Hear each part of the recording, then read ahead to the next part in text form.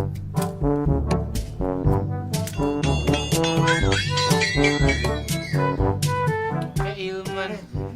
datang juga kamu. Iya, sorry ya, telat. Udah aku siapin nih bahan-bahan bikin layangan. Mana? Nih. Ini kamu potongnya jadi 4 bagian nih. Yang dua 42 cm, yang dua lagi menjadi 48 cm. Oke.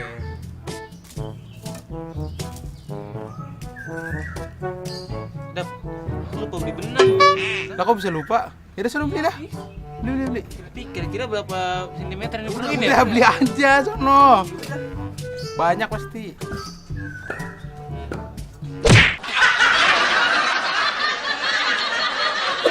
Halo sahabat edukasi, bagaimana? Kapan terakhir kali kalian main layang-layang? Atau membuat layang-layang sendiri gitu? Ternyata kita kalau membuat layang-layang itu seperti lagunya dulu kan, apa? Ku ambil bulu sebatang, ku timbang dengan benar dan segala macam. Nah itu ternyata ada konsep-konsep matematika yang diterapkan di situ. Karena titik pertemuan di garis yang di tengah, kemudian benang yang kita ambil dari sisi luarnya, bambu yang kita jadikan layang-layang itu, semuanya itu ternyata membentuk segitiga, yang mana siku-siku dan benang-benangnya itu membentuk sisi miring dari segitiga, yang di situ mencerminkan tentang rumus Pitagoras. Nah, apa itu teorema Pitagoras? Teorema Pitagoras itu adalah teori yang menunjukkan hubungan antara sisi dalam segitiga siku-siku. Ingat, segitiga siku-siku. Jadi bunyi teorema Pitagoras itu adalah pada segitiga siku-siku berlaku kuadrat sisi terpanjang adalah sama dengan jumlah kuadrat sisi penyikunya.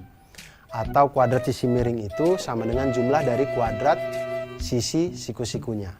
Nah, seperti terlihat pada gambar, sisi miringnya itu C, lalu sisi siku-sikunya itu ada A dan B. Maka sesuai dengan rumus Pitagoras, didapatkan bahwa C kuadrat sama dengan A kuadrat ditambah dengan B kuadrat. Atau C sama dengan akar dari A kuadrat ditambah dengan B kuadrat. Hal yang sama bisa kita lakukan dengan yang lain, jadinya dengan hubungan itu kita bisa lihat bahwa A kuadrat sama dengan C kuadrat dikurangi dengan B kuadrat. Atau A sama dengan akar dari C kuadrat dikurangi dengan B kuadrat. Hubungan ini juga kita bisa gunakan untuk mencari sisi B, di mana B kuadrat sama dengan C kuadrat dikurangi dengan A kuadrat, atau B sama dengan akar dari C kuadrat dikurang dengan A kuadrat. Nah, dengan menggunakan teorema Pitagoras, kita dapat menentukan panjang sebuah sisi pada segitiga siku-siku jika panjang dua sisi yang lainnya diketahui, atau kita bisa menentukan panjang sisi yang lain ketika dua panjang sisi yang lainnya diketahui. Nah, sekarang kita lihat ke masalah dari teman-teman kita tadi. Mereka ingin membuat layang-layang. Layang-layang itu ada dua rusuk paling tidak yang kita buat untuk bambunya itu kan. Bambu panjang begini kita ikat di sini di tengahnya.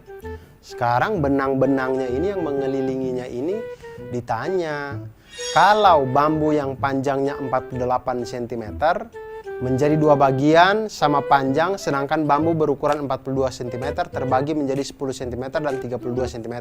Pertanyaannya adalah, berapa banyak benang yang dibutuhkan untuk membuat layang-layang tersebut? Maka seperti yang sudah-sudah, kita kumpulkan dulu yang kita ketahui. Kita ketahui bambu panjangnya 48 cm, dua bagiannya sama panjang, berarti ini bambu yang menjadi sayap nih. Makanya panjangnya sama. Kemudian ada lagi bambu berukuran 42 cm terbagi menjadi 10 cm dan 32 cm. Ini berarti bambu yang di tengah. Yang 10 cm yang biasanya di atas, 32 cm yang di bawah. Kita misalkan bambu dengan ukuran 48 cm yaitu panjangnya itu PR, dan bambu dengan ukuran 42 cm panjangnya SQ. Nah, untuk menghitung panjang benang minimum yang diperlukan untuk membuat layang-layang ini, itu sebenarnya kita sedang menghitung keliling dari layang-layang PQRS, di mana keempat sisi yang ada itu kita jumlahkan. Jadi keliling layang-layang PQRS itu sama dengan panjang PQ ditambah panjang QR ditambah panjang RS dan ditambah panjang SP. Nah, kita lihat, tinggal misalkan panjang PS. Kita dapatkan panjang PS dari mana? Dengan teorema Pitagoras, di mana PS itu adalah hipotenusanya atau sisi miringnya.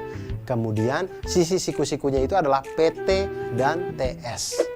Maka kita masukkan PS kuadrat sama dengan PT kuadrat ditambah dengan TS kuadrat. Sama dengan 24 kuadrat tambah 10 kuadrat. Sehingga diperolehlah PS sama dengan 26 cm. Kemudian PQ. PQ itu sisi miring dengan sisi siku-sikunya 24 atau PT dengan TQ. Kita lihat PQ kuadrat sama dengan PT kuadrat ditambah dengan TQ kuadrat sama dengan 24 kuadrat ditambah dengan 32 kuadrat sehingga diperoleh PQ sama dengan 40 cm. Maka keliling layang-layang PQRS itu sama dengan 2 kali 26 cm ditambah dengan 40 cm. Sama dengan 132 cm. Jadi banyaknya atau panjang minimum benang yang kita butuhkan untuk membuat layang-layang PQRS adalah 132 cm. Nah sahabat edukasi, itu tadi pengawalan tentang Pitagoras. Ternyata dari Pitagoras kita bisa menghitung atau kita bisa mengetahui hubungan antar sisi-sisi di dalam sebuah segitiga siku-siku. Dari Pitagoras juga kita akan belajar tentang banyak hal. Dan dengan ilmu matematika kita menjadi insan yang lebih baik dan insan yang mantul. Manfaat betul.